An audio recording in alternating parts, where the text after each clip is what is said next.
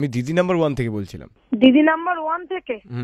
আচ্ছা বলুন কি বলছেন। হ্যাঁ বলছিলাম যে আপনি কি দিদি নাম্বার 1 এ আসতে ইন্টারেস্টেড? হ্যাঁ নিশ্চয়ই। একটা আপনি কি তাহলে অডিশনের জন্য কি রাজি? হ্যাঁ হ্যাঁ অডিশনের জন্য রাজি, কিন্তু কি কি লাগে সেসব তো কিছু জানি না, কিন্তু আশা তো ছিল যে দিদি নাম্বার 1 এ একটু যাবো। পোর্টফোলিও মানে আপনি বাগানে একটা ছবি তুলুন, পাহাড়ে হ্যাঁ ছবি আছে, আমি গাছে উঠে। অনেক বেড়াতে গেছি তো, হ্যাঁ অনেক এরকম ধরনের ছবি আছে, একটা জঙ্গলের ছবি আছে বা মানে আর আছে যে একটা ছবি এরকম ধরনের আছে। হ্যাঁ এরকম ছবি মানে গাছে উঠে কোনো ছবি আছে?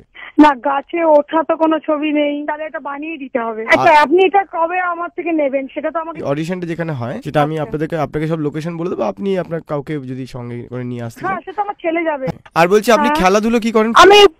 আমি সাঁতার জানি। তাহলে সাঁতার কাটছিলেন এরকম কোনো ছবি যদি পুকুরে? সেটা অবশ্য হ্যাঁ হয়ে যাবে, সেটা হয়ে যাবে। সাঁতার কাটছি পুকুরে, সেটা করে দিতে পারবো। আমি বলছি কিন্তু দেখুন দিদি নাম্বার 1 এর সেটে কোনো জল থাকছে না, বুঝলেন তো? হ্যাঁ সেটা তাই পারবো। আপনার আর কোনো শখ মানে গান বা নাচ? হ্যাঁ আমি তো গান মোটামুটি ভীষণ শখ। আমি গান যদি আমাকে কেউ শেখাতো আমি শিখতাম, আমার এখনো শেখার ইচ্ছা আছে, কিন্তু আমি ছেলেকে আর কি মানে ঠিক পড়াশোনা করাতে গিয়ে আমার কিছু হয় না। আপনি কোনো যদি কিছু মাইন্ড না করেন আপনি একটা গান শোনাতে পারবেন আমাদের এখন? এই কুলে আমি আর ওই কুলে তুমি, মাঝখানে নদী বয়ে চলে যায়। অসাধারণ। কলকাতার রসগোল্লাটা জানেন? কারণ দেবশ্রী রায়ের ওইটা ছিল না, কলকাতার রসগোল্লা, ওই গানটা একটু গিয়ে শোনান তো। আমি কলকাতার রসগোল্লা, আমি কলকাতার রসগোল্লা। কখনো বাগবাজারে, কখনো সেক্টর বাজারে, কখনো বাগ বাজারে। আমি না এই গানটা পুরোটা জানি। কারোর পকেট বড়, কারোর পকেট ছোট। হ্যাঁ হ্যাঁ হ্যাঁ ঠিক ঠিক। আমি বলে দিচ্ছি আপনাকে লিরিক, আপনি গাইবেন।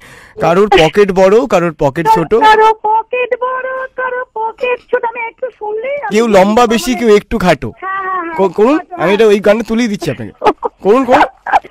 আমি যদি বলি আমি কলকাতার রসগোল্লা, আমি কলকাতার রসগোল্লা। আপনি কি ঝগড়া এমনি করেন? না আমি সেটা ঠিক পেরে উঠি না, মানে ওটা আমাকে একটু শিখতে হবে তাহলে। গোপালের মা, গোপালের বাবার লুঙ্গি মেলার জায়গা আমাদের পাঁচিল, এরম ভাবে উঁচু স্বরে বলুন। বলুন। কি ভেবেছিস গোপালের মা আমার দেওয়ালে লুঙ্গি মেলে গেছিস? এটা কি চীনের পাঁচিল পেয়েছো? হ্যাঁ এটা কি নিজের পাঁচিল পেয়েছো? ঠ্যাং ভেঙে দেবো। ঠ্যাং ভেঙে দেবো? গোপাল আর গোপালের বাবা দুজনের ঠ্যাং একসাথে ভেঙে দুপুরবেলা রান্না করবো।